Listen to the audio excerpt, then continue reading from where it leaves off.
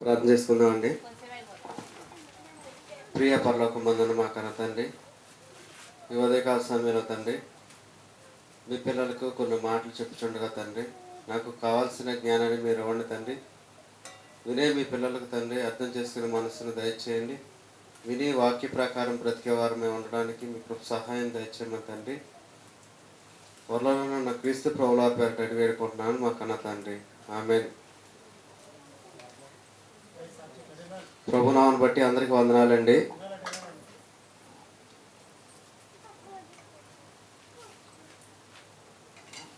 మనిషి అందరికీ భయపడుతున్నాడు కానండి దేవునికి మాత్రం భయపడట్లేదండి. అయితే భయాలలో రెండు రకాలండి. ఒకటి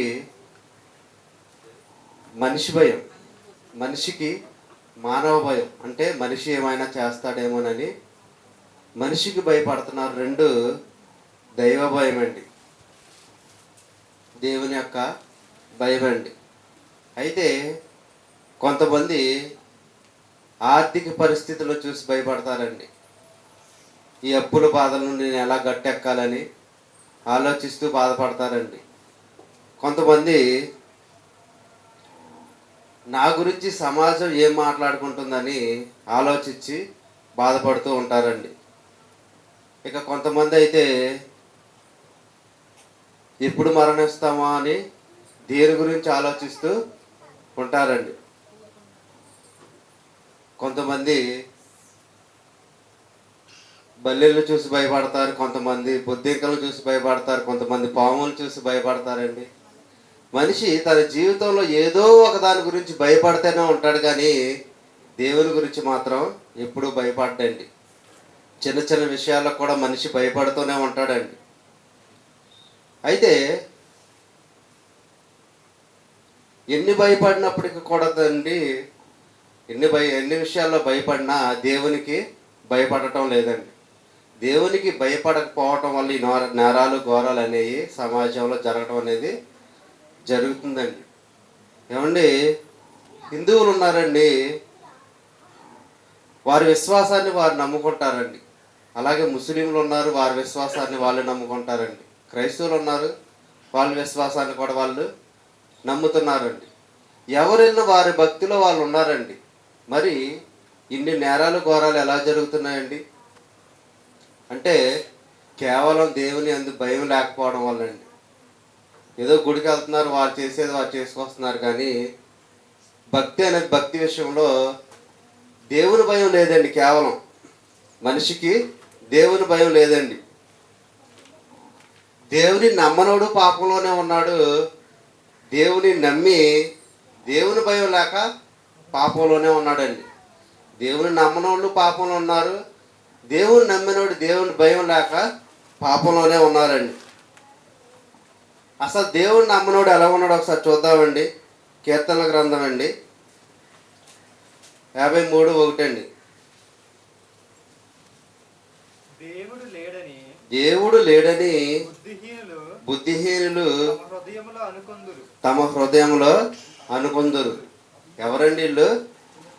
బుద్ధిహీనుడండి. బుద్ధిహీనుడు దేవుడు లేడని అనుకుంటాడంట అండి. మరి మనిషికి తెలివి లేదంటే, తెలివి ఉందండి, అనేక విషయాల్లో తెలివిగానే ప్రవర్తిస్తాడు, కానీ దేవుని విషయానికి వచ్చేసరికి ఆలోచించడండి. బుద్ధిహీనుడిగా ఉండిపోయాడండి. కింద వచ్చి చూసుకుంటాడండి, వాడు చెడిపోయిన వాడు అసహ్య కార్యాలు చేస్తాడంటండి. వాడు చెడిపోయిన వాడు అసహ్య కార్యాలంటే మందుకు బానిస అయిపోతాడు, వ్యభిచారానికి బానిస అయిపోతాడు, నరహత్య చేయడానికి సిద్ధపడిపోతాడు, ఇక దేనికైనా సరే సిద్ధంగా ఉంటాడండి. చెడిపోయిన అంటే అసహ్య కార్యాలంటే ఇష్టం లేని కార్యాలన్నింటిలో కూడా దేనికైనా, దొంగతనానికైనా చేయడానికైనా సిద్ధపడిపోతాడండి. ఒక సందర్భంలో అబ్రహాం గారు మాట్లాడతారండి. ఒక ప్రాంతానికి వెళ్తారండి, గేరా అనే ప్రాంతానికి వెళ్ళినప్పుడు అక్కడ శారమ్మ అక్కడ పరిస్థితిని చూసి అబ్రహాం గారు శారాన్ని చూసి ఈమె నా చెల్లెలని చెప్పడం అనేది జరుగుతుందండి. ఒకసారి చూద్దామండి ఆ వచనం. ఆదికాండం 20వ అధ్యాయం అండి. అక్కడ సందర్భంలో అసలు ఆయన మాట చెప్పవలసిన అవసరం ఏముంది, ఎందుకు చెప్పవలసిందో చూద్దామండి. ఆదికాండం 20:11 వచ్చినామండి. అబ్రహాము ఈ స్థలమందు దేవుని భయము ఏ మాత్రము లేదు గనుక నా భార్య నిమిత్తము నన్ను చంపుదురు అనుకొని చేసి తిని. ఏమండి, ఆ స్థలం ముందు ఏం లేదంటండి, దేవుని భయం అస్సలు లేదంటండి. దేవుని భయం లేక ఉన్నారు కాబట్టి నా భార్య విషయంలో నన్ను ఎక్కడ చంపేస్తారని అబ్రహాం గారు ఏం చేశారండి, ఈమె నా చెల్లని చెప్పడం జరిగిందండి. ఏమండి, ఆనాడు ఆ స్థలం అందే లేదండి, మరి ఈనాడు దేవుని భయం ఏ స్థలం అందు కూడా లేదండి. దేవుని భయం లేకపోవడం వలన ఈ రోజున అనేక కార్యక్రమాలు అనేవి చెడ్డ కార్యక్రమాలు అనేవి జరుగుతున్నాయండి. ఫర్ ఎగ్జాంపుల్, ఒక టీచర్ గారు స్కూల్లో ఉన్నప్పుడు పిల్లవాడిని భయపెట్టాలని కొడితే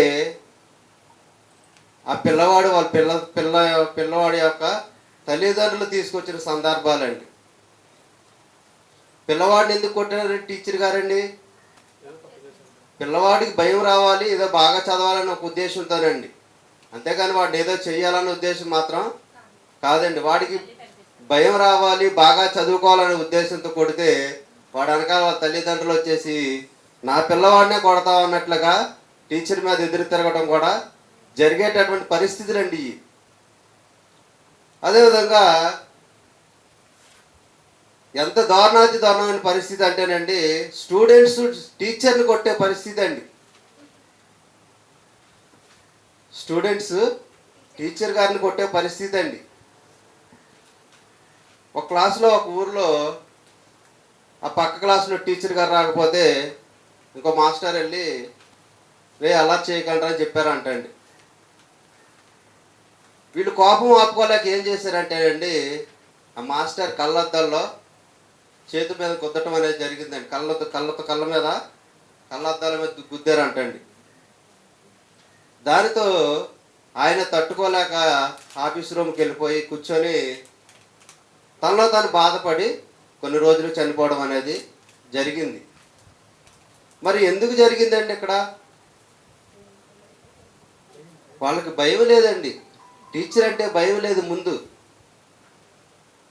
మరి తల్లిదండ్రులు చెప్పారంటే తల్లిదండ్రులు కూడా చెప్పలేదండి, టీచర్ గారిని గౌరవించాలి, మనం దేవుని యందు భయభక్తులు కలిగి జీవించాలని వారి తల్లిదండ్రులు కూడా చెప్పలేదండి. ఈరోజు ఈ పరిస్థితి రావడానికి ఎవరు కారణం అంటే మొట్టమొదటిగా వాడిని వెనకేసుకొచ్చిన తల్లిదండ్రులేనండి. ఎందుకంటే టీచర్ గారు కొట్టినప్పుడు నా పిల్లోడు బాగుపడాలి కదని ఆ రోజున తల్లిదండ్రులు అనుకుంటే సరిపోయేదేనండి, కానీ వాళ్ళు అలాగ అనుకోలేదండి. ఇంకొకడు 20 సంవత్సరాలు కష్టపడి పెంచుతారండి తల్లిదండ్రులు పిల్లలనండి.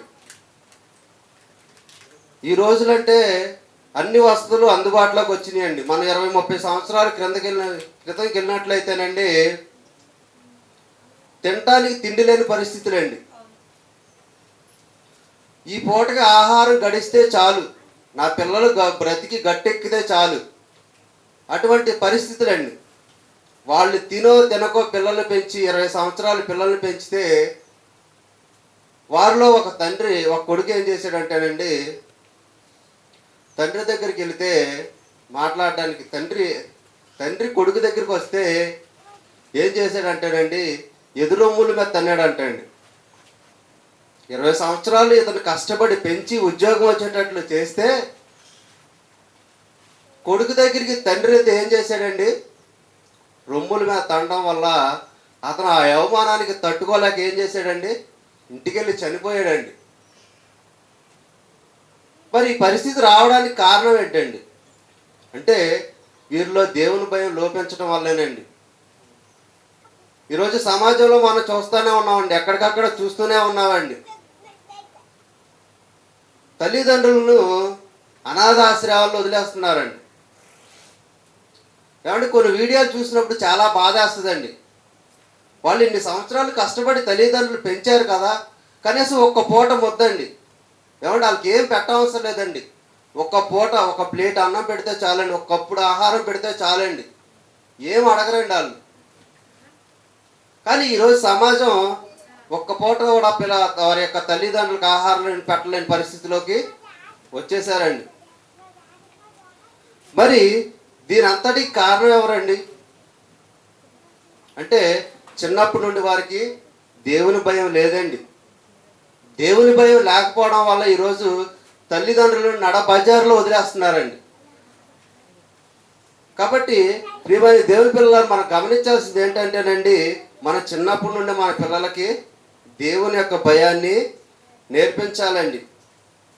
అదే ఇక్కడ మనకి 9 గంటల నుండి మనకి 10:30 వరకు కూడా జరుగుతూ ఉంటుందండి చిన్నపిల్లల క్లాస్ అండి. ఇది సుమారుగా మనకి 3 సంవత్సరాల నుండి జరుగుతూనే ఉందండి.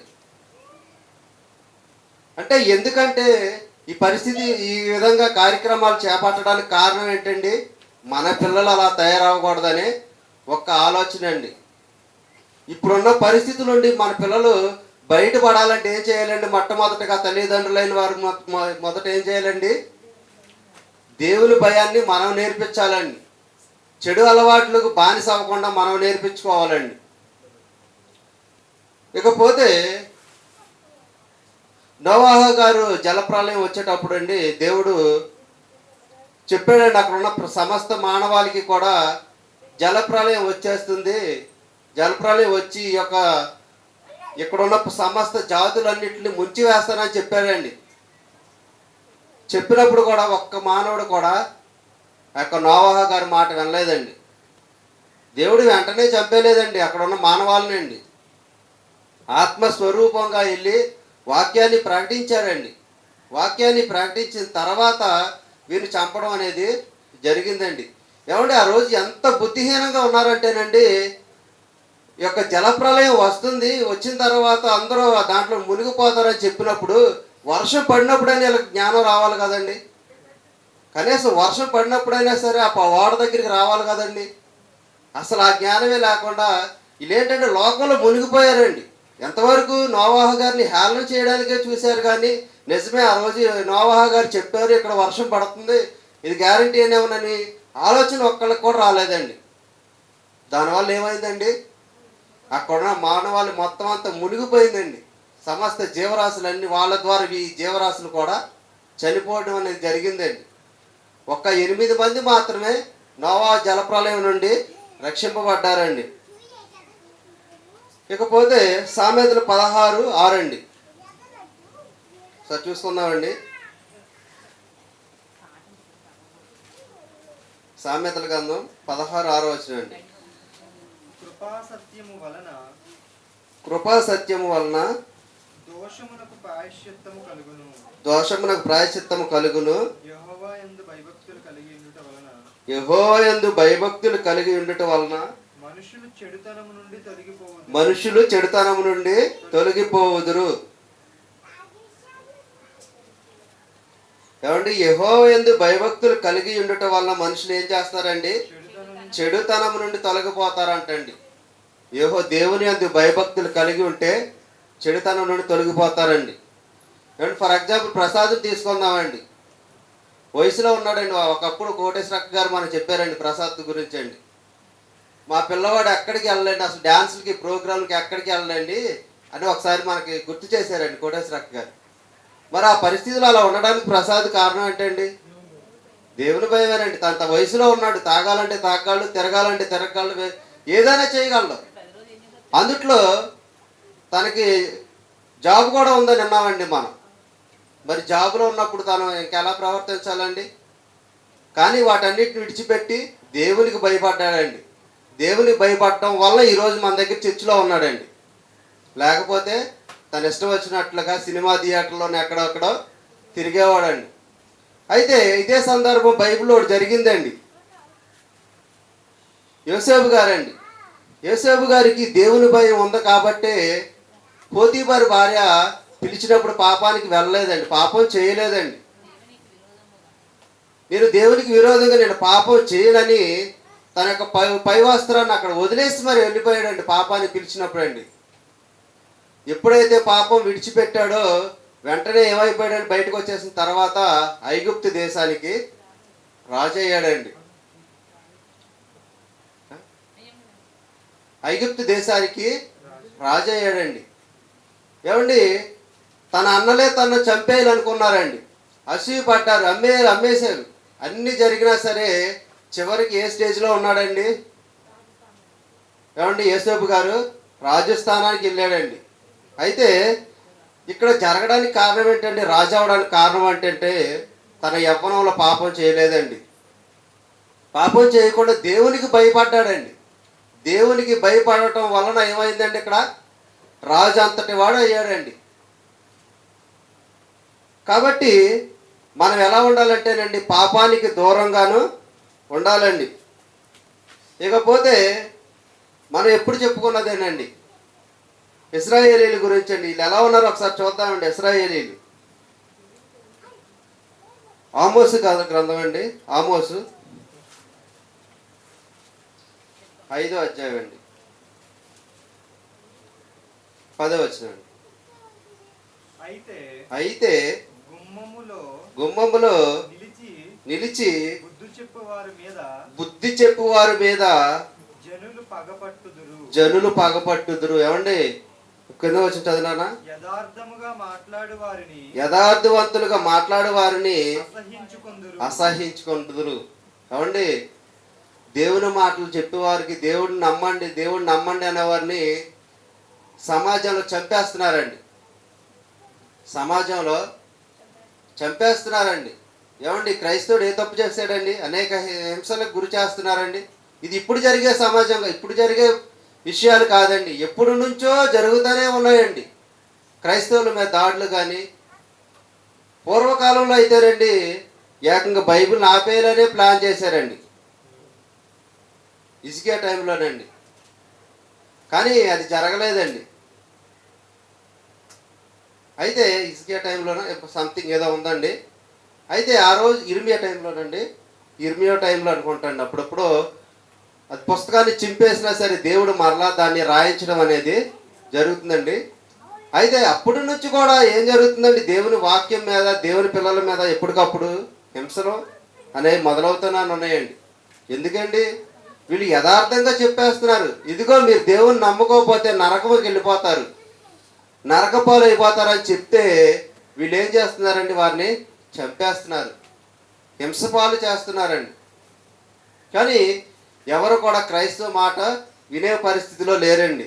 ఎందుకంటే వీళ్ళకి దేవుని భయం అనేది పూర్తిగా లేదండి. మరి ఈరోజు భూమి మీదకి అనేక ప్రకృతి విపత్తులు రావడానికి కారణం ఏంటండి? మనిషి చేసిన పాపం వల్లనండి. మొట్టమొదటిగా మనకు తెలుసండి, ఆది కాండంలో ఏం చేశారండి, మీ నిమిత్తం నేల శపింపబడింది.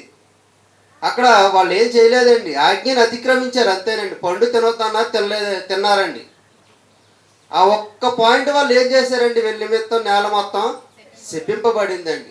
మరి ఈరోజు అనేక విధాలుగా మనం మోసపోతూనే ఉన్నామండి. వాళ్ళు ఒక్క ఆజ్ఞనే జబదాటారండి, కానీ మనం రోజు ఎన్నో ఆజ్ఞలండి. ఆ చూపునకు రమ్యమైన దాన్ని చూసి వీళ్ళు మోసపోయారండి. ఏమండి, ఈరోజు మనం అనేక విధాలుగా మోసపోతున్నామండి. ఏమండి, ఏ చిప్స్ ప్యాకెట్ పై చూసినా ఎంత అందంగా వేస్తారండి ప్రింట్, నిజమేండి. ఏ ఏంటి శారీలు కొట్టుకెళ్ళా, బట్టల కొట్టుకు వెళ్తే ఎంత బాగా అన్ని లైట్లు వేసేస్తారండి, అందులో తల మెరిసిపోతాయండి. అక్కడ ఉండగా ఇంటికి తీసుకొస్తే వేరే కలర్ కనబడుతుందండి. ఏమండి, అక్కడ ఉన్నప్పుడు ఒక లైట్, ఒక కలర్, ఇక్కడికి వచ్చేసరికి కలర్ మారిపోద్దండి. కారణం ఏంటండి, లైట్లు వేసేస్తారండి. వాటిని చూసి మన కళ్ళు ఆకర్షించి మోసపోయి మనం దానికి లోనైపోతామండి. ఆదాము గారు ఒక్కసారి మోసపోతే మనం రోజు మోసపోతూనే ఉన్నామండి. అయితే వారి నిమిత్తం ఏమైందండి, నేల శపింపబడింది అంటండి. పాపం చేయటం వల్ల నేల శపింపబడింది. ఈరోజు కరోనా రావడానికి మూల కారణం ఏంటండి, మన పాపాలేనండి. పాపాలు చేసేటప్పుడు ఈ యొక్క కరోనా టైంలో ధనవంతులందరినీ లేపేశాడండి దేవుడండి. ఎవరైతే కోటీశ్వరులుగా ఉన్నారో వాళ్ళందరినీ లేపేశాడు. ఎందుకంటారు? వారి పాపాలకు బానిసలు అయిపోయారు. వారికి ఉన్న ధనాన్ని నమ్ముకుని వారు బ్రతికి పాపానికి దాసులుగా మారిపోయారండి. అందుకని దేవుడు ఏం చేశాడండి? పాపం వాళ్ళందరినీ చంపేయడం అనేది జరిగిందండి. ఇకపోతే 12 వచ్చిన చదవమ్మ, 5:12. మీ అపరాధములు విస్తారమైనవనియు మీ పాపములు ఘోరమైనవనియు నేను ఎరుగుదును. ఏమండి, ఇశ్రాయేలీలు చూడండి ఎంత ఘోరంగా ఉన్నారండి. ఇశ్రాయేలీలు పాపం అంటండి ఘోరమైనవి అంటండి. ఏమండి, మనకి పరీక్షలు ఇచ్చారండి ఇప్పుడు కీర్తనలు అండి. కీర్తనలో 78వ కీర్తన మొత్తం ఇశ్రాయేలీల గురించే ఉంటుందండి. 78వ కీర్తన అండి. ఒక మచ్చికి 2 వచనాలు చదువుకుందామండి. వీళ్ళు ఎంత ఘోరంగా ఉన్నారనండి. దేవుడు చేసిన అద్భుతాలను వీళ్ళు ఎలా మర్చిపోయారంటేనండి 14వ వచనం అండి. 78వ అధ్యాయం అండి, 78వ కీర్తన. కొంచెం పైన ఉంచాక, సముద్రమును పాయలుగా చేసి వారిని అద్దరికి నడిపించెను. ఆయన నీటిని రాశిగా నిలిపెను. పగటి వేళ మేఘములో నుండి రాత్రి అంతయు అగ్ని ప్రకాశంలో నుండి ఆయన వారికి త్రోవ చూపెను. అరణ్యంలో ఆయన బండను చీల్చి సముద్రం అంత సమృద్ధిగా వారికి నీరుని త్రాగునిచ్చినట్టండి. ఏమండి, ఇజ్రాయేలీకి ఎంత నీరు ఇచ్చాడండి దేవుడు? ఒక బండను కొట్టినప్పుడు ఎంత నీరు వచ్చిందంటండి? సముద్రం అంత సమృద్ధి అంత నీరు వచ్చిందంటండి ఇశ్రాయేలీలకి. ఇశ్రాయేలీలు తాగారండి, తిన్నారండి. దేవుడు ఇశ్రాయేలీల్ని అరణ్యంలో చక్కగా చూసుకున్నాడండి. వాళ్ళని రాత్రి ఎలా ఉన్నాడండి? రాత్రి అగ్ని స్తంభం కానీ పగలు మేఘస్తంభంగా ఉన్నాడండి. ఎంత చక్కగా చూసుకున్నా సరే వాళ్ళు ఏం చేశారండి? కింద వచ్చినామండి, 19 వచ్చినామండి. ఈ అరణ్యంలో దేవుడు భోజనం సిద్ధపరచగలడా? తింటానే ఉన్నారండి ఒక పక్కన. ఏమండి, దేవుడు వీళ్ళు ఏది కావాలంటే కోరుకుని తింటానే ఉన్నారు. కానీ వీళ్ళు ఏమన్నారండి? ఈ అరణ్యంలో దేవుడు భోజనాన్ని సిద్ధపరచగలడా అని మళ్ళీ చూడండి. అనుచు వారు దేవునికి విరోధంగా మాట్లాడుతున్నారంటండి. ఎవరండి? ఇశ్రాయేలీలండి. ఆయన బండను కొట్టగా నీరు ఉబికెను, నీళ్లు కాలువలై పారిందంటండి. కాలువలై పారిన ఆయన ఆహారం ఇవ్వగలడా? మళ్ళీ వాళ్ళు చూడండి ఒక పక్కన చేస్తూనే ఉన్నారండి. ఆయన తన ప్రజలకు మాంసం సిద్ధపరచగలడా అని వారు చెప్పుకొనుచు యెహోవా ఈ మాట విని కోపం వచ్చేసిందండి దేవుడికి. ఇంకా ఎందుకంటే ఓ పక్క నుంచి తింటూనే ఓ పక్క నుంచి తాగుతూనే ఉన్నారు. హాయిగా జీవనాన్ని గడుపుతున్నారండి అరణ్యంలోనండి. అరణ్యంలో వీళ్ళు ఉన్నప్పుడు అంటండి వారి బట్టలు మాసిపోలేదంటండి, చెప్పులు అరిగిపోలేదంటండి. అంత హాయిగా చూసుకున్నాడండి దేవుడు. అయినా సరే వీళ్ళు ఆహార పదార్థాల మీదే ఆలోచన పెట్టారు కానండి దేవుడు చేసిన అద్భుతాల మీద ఆలోచన పెట్టలేదండి. ఇక ముందుకెళ్తే మోయాబీలతో వీళ్ళు పాపం చేయటం, ఇవన్నీ జరిగిన సంగతులు మనకు అందరికీ తెలిసిన విషయాలేనండి. అరణ్యంలో ఒక్కొక్కరినండి పిట్టలను రాల్చినట్టు రాల్చేశాడండి దేవుడు. ఏమండి, ఎందుకు మరి ఇలా చేశాడంటే దేవుడు వీళ్ళు పాపానికి లోనైపోయారండి, పాపానికి బానిస అయిపోయారండి. ఎన్నిసార్లు చెప్పినా సరే పాపం చేసుకుంటూనే వచ్చారండి. అప్పుడు దేవుడు ఏం చేశాడంటేనండి ఒక్కొక్కరిని చంపించేశాడండి దేవుడండి. పాపానికి బానిసైన ప్రతి ఒక్కరిని చంపించేశారంటే 6 లక్షలు కాల్పాలమండి మొత్తం అంతా అండి ఇశ్రాయేలీలు. 6 లక్షలు ఉన్నప్పుడు అది మళ్ళీ పురుషులు అంటండి. 6,530,000 మంది పురుషులు అయితే మరి మిగిలిన వాళ్ళు స్త్రీలు పిల్లలు ఇంకెంతమంది ఉంటారండి? ఇంకా చాలామంది ఉంటారండి. అంతమంది ఉంటే 2 మాత్రమే కానానికి వెళ్ళారంటండి. అంతమందిని లేపేశాడు చూడండి దేవుడు. ఎంత కోపాన్ని తెప్పించారు చూడండి ఇశ్రాయేలీలు. మరి వీటన్నిటికీ మూల కారణం ఏంటండి? పాపం. దేవుని భయం లేదు వాళ్ళకి. నేను పాపం చేస్తే దేవుడు నన్ను శిక్షిస్తాడేమో అన్న భయం లేదండి వాళ్ళకి. అందువల్ల ఏం జరిగిందండి? అరణ్యంలో పిట్టలు రాళ్ళని రాలిపోయారండి ఒక్కొక్క మనిషి అండి. చంపించేశాడండి దేవుడు. ఈరోజు అక్రమం విస్తరించడం వలన ప్రేమ సల్లారిపోతుందంటండి. ఏమండి, అక్రమ సంబంధాలు పెట్టుకుని సొంత భర్తలనే చంపించేస్తున్నారండి.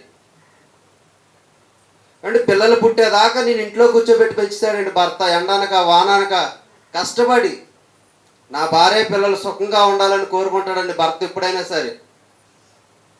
వాళ్ళు కష్టపడితే నేను చూడలేనని ఫీల్ అవుతాడండి.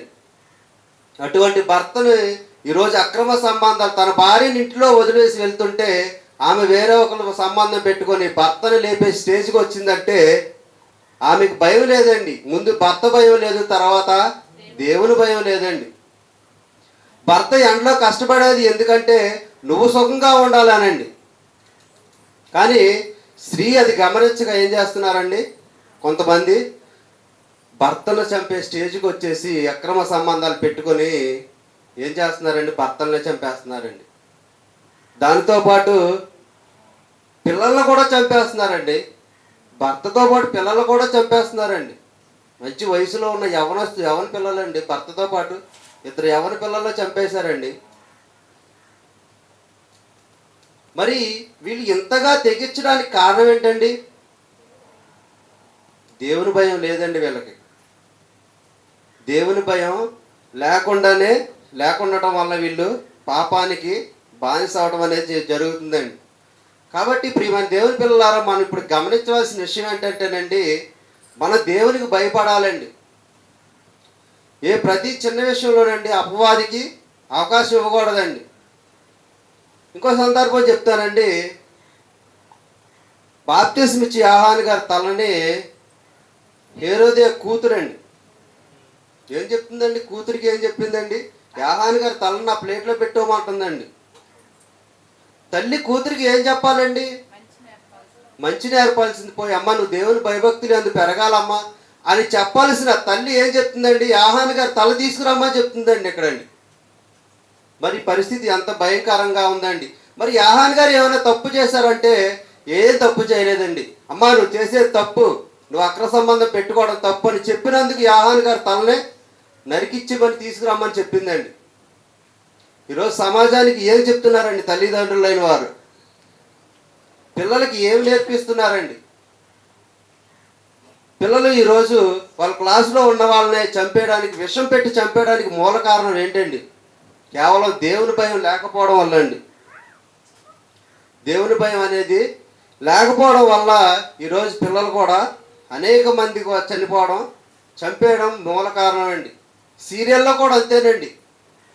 ఒక హీరోయిన్ ఉంటేనండి విలన్లో 4-5 ఉంటారండి సీరియల్లో కూడానండి. నిజమండి, చూసారో లేదో కానీ మా ఆవిడ అప్పుడప్పుడు చూస్తుంటే నేను చూస్తుంటానండి అండి. ఒక హీరో ఉంటాడండి, మంచి చేసేది ఒకరుంటే విలన్లో 4 ఉంటారండి, ఇష్టం లేని వాళ్ళు అండి. అంటే సినిమాలు సీరియళ్ళు అన్నీ కూడా ఎలా ఉన్నాయండి పరిస్థితులు అండి? చెడే చెడే చెడే ఇంతవరకు చెడే నేర్పిస్తున్నారు కానీ మంచి నేర్పించట్లేదండి సమాజానికి అండి. ఎంతటి ఘోరమైన పరిస్థితులు ఉన్నాయండి ఈరోజు సమాజంలోనండి. అయితే సమాజంలో ఇన్ని పరిస్థితులు ఉన్నాయి, ఎంతో భయంకరమైన పరిస్థితులు ఉన్నాయి. మరి మనం దేనికి భయపడాలి? దేనికి భయపడాలి ఒకసారి చూద్దామండి. మత్తయి సువార్త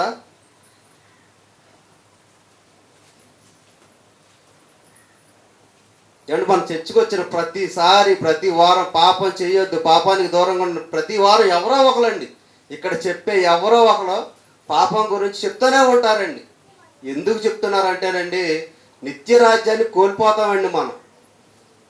యుగ యుగాలు నరకంలో కాలిపోవాలండి. అగ్ని ఆరదు, పురుగు చావదు. యుగ యుగాలు 1 రోజు 2 రోజులు కాదండి, యుగ యుగాలు కాలిపోతూనే ఉండాలంటండి. మత్తయి సువార్త 10:28 అండి, 10:28 అండి. ఆత్మను చంపనారక దేహమునే చంపువారికి భయపడకుడు గాని ఆత్మను దేహమును కూడా నరకములో నశింపజేయగలవానికి మిక్కిలి భయపడుడి. ఏమండి, ఆత్మను చంపనారక దేహమునే చంపువారికి అంటే నరహత్య చేసేవారికి, మనల్ని చంపేసే వాళ్ళకి మీరు భయపడవద్దు. కానీ ఆత్మను దేహమును రెండింటిని తీసుకెళ్ళి నరకంలో పడేసి మన దేవునికి భయపడాలని చెప్పడం దీని యొక్క భావం అండి. కాబట్టి సమాజంలో ఎన్నో జరుగుతాయండి, ఎన్ని జరిగినా సరే మనం అవన్నీ పట్టించుకోకుండా దేవునికి భయపడితే మనకేమవుతుందండి, పరలోక రాజ్యం వస్తుందండి. మన దేవునికి దగ్గర అవుతామండి. భక్తులు కూడా అనేక మంది పడిపోయారండి, పాపంలో పడిపోయారండి. భక్తులండి, గొప్ప గొప్ప భక్తులు కూడా పాపంలో పడిపోయారండి. మరలా తెలుసుకున్నారు, తన తప్పును తను తెలుసుకొని మరలా దేవునికి భయపడి ఏం చేశారంటే దేవుడికి దగ్గర అయ్యారు. ఇప్పుడు నెమ్మది పొందే స్థలంలో హాయిగా ఉన్నారండి. వాళ్ళు నెమ్మది పొందే స్థలంలో హాయిగా ఉండడానికి కారణం ఏంటంటేనండి, వాళ్ళ తప్పు వాళ్ళు తెలుసుకుని దేవుడికి భయపడ్డారండి. అయితే మన దేవుని ప్రేమించడం వలన మనకు వచ్చే లాభం ఏంటి? దేవునికి భయపడటం వల్ల మనకు వచ్చే లాభం ఏంటి?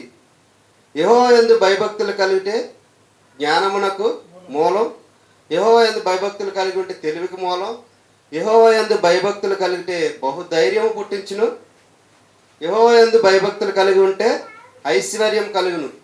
ఏమండి, ఇవన్నీ మన సామెతల గ్రంథంలో మనం చూస్తాం, నేర్చుకుంటామండి.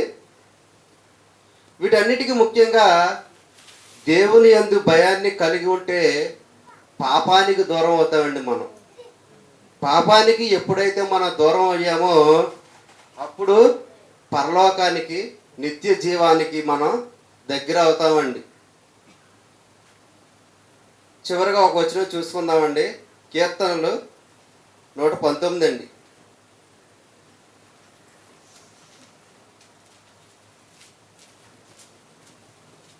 119 అధ్యాయం 38 వచనం అండి.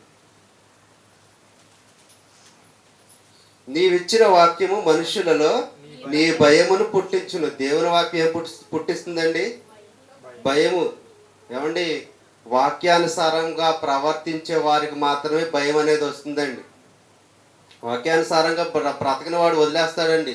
ఈరోజు అనేక సంఘాలు ఉంటాయండి, ఆదివారం చర్చిలకు వెళ్తారండి చాలామంది అండి. అక్కడ చర్చిలో వాక్యం అంటారండి, ఇంటికి వచ్చి అత్తాకోడలు తిట్టుకుంటారండి. నిజమేండి. మరి అక్కడ ఏమన్నారండి? వాక్యం అంటేనండి సరైన జీవాహారం అక్కడ దొరకలేదండి. ఎంతవరకు ఆశీర్వాదాలు ఆశీర్వాదాలు ఆశీర్వాదాలే కానీ ఆత్మను బ్రతికించే అక్కడ ఆశీర్వాదం అనేది చెప్పట్లేదండి. చెప్తే వీళ్ళకే ఏం రాదండి, వీళ్ళకి వచ్చే అవకాశం మేత అనేది దొరకదండి. ఉన్నదిన్నట్టు చెప్తే వీళ్ళని ఎవరో మెప్పు పొందించరండి. కాబట్టి మనం ఎవరికి భయపడాలండి? దేవుని యొక్క వాక్యానికి భయపడాలి, దేవునికి భయపడాలండి. దేవుని వాక్యాన్ని మనం ధ్యానిస్తుంటే మనకు భయం వేస్తుందండి. మరి ఇప్పుడు ఇంత వాక్యం మీరు అన్నారు కదండి, నిజంగా మీలో దేవుని భయం ఉందండి? మీరు మాట్లాడలేదు లేదండి, చెప్పండి. మాకు దేవుని భయం ఉంది అని చెప్పండి. Very good. అయితే ఈ రోజు నుంచే పరీక్షకి ప్రిపేర్ అవ్వండి. ఏమండి, ఈ రోజు నుంచే ప్రిపేర్ అవ్వాలండి. మీరు ప్రిపేర్ అవ్వలేదనుకోండి దేవుని భయం లేనట్టేనండి. ఏమండి, ఏం లేదండి, ఇప్పుడు నుండి ప్రిపేర్ అవుతే ఏమవుతుందండి, బాగా నేర్చుకుంటామండి, మంచి మార్కులు వస్తాయండి. సార్ మనకు ఒక ఆఫర్ ఇచ్చారండి. ఏంటండి? ఎంతమంది ఫస్ట్ వస్తే అంతమందికి ఇస్తామన్నారండి. మరి ఆయన కోరిక ఎప్పుడు నెరవేరుతారండి మరి? ఏమండి, కాబట్టి నేనైతే కొన్ని చదివేశానండి. నేను ఎందుకు చెప్తున్నానంటే మీరు కూడా చదువుతారని చెప్తున్నానండి. నా గొప్పగా చెప్పట్లేదండి, అంటే నాలాగా మీరు కూడా చదువుతారని ఒక్క ఉద్దేశంతోనండి చాలా వరకు చదివేసుకుంటున్నానండి నేను. కాబట్టి మీరు కూడా నాలా చదువుకొని ముఖ్యంగా ఏంటంటే మనం అందరం దేవుని యందు భయభక్తుల్లో ఎదగాలని ఒక చిన్న కోరిక అండి. సరే, నా మాటలు ముగిస్తున్నానండి. ప్రియ పరలోకమందున మా కన్న తండ్రి, మీ పిల్లలకు కొన్ని మాటలు చెప్పాను తండ్రి. నిజంగా తండ్రి, ఈ సమాజం ఇలా తయారవడానికి తండ్రి మీ భయం లేకపోవడం వల్ల తండ్రి, పాపానికి బానిస అయిపోవడం వల్ల తండ్రి, మీ మాట వినకుండా తండ్రి వారికి నచ్చినట్లుగా వారి సమాజంలో తిరుగుతున్నారు తండ్రి. ప్రభువా, మేము తండ్రి మీ అందు భయము భక్తి కలిగి తండ్రి జీవించడానికి మీ కృప సహాయం దయచేయండి తండ్రి. ఇంకా అనేక మంది తండ్రి మీ యొక్క వాక్యంలోనికి, మీ యొక్క మాటలు వినడానికి మీ కృపలో వారందరూ నడిపించండి తండ్రి. సమస్తం మీ చేతులకు అప్పచెప్తున్నాం తండ్రి. అన్ని విధాలా మీ కృపతో నింపి తండ్రి మీ చిత్తానుసారం మా బ్రతుకులు ముందుకు నడిపించమని తండ్రి. త్వరలో క్రీస్తు ప్రభువుల పేరట అడిగేడుకుంటున్నాం మా కన్న తండ్రి. ఆమేన్.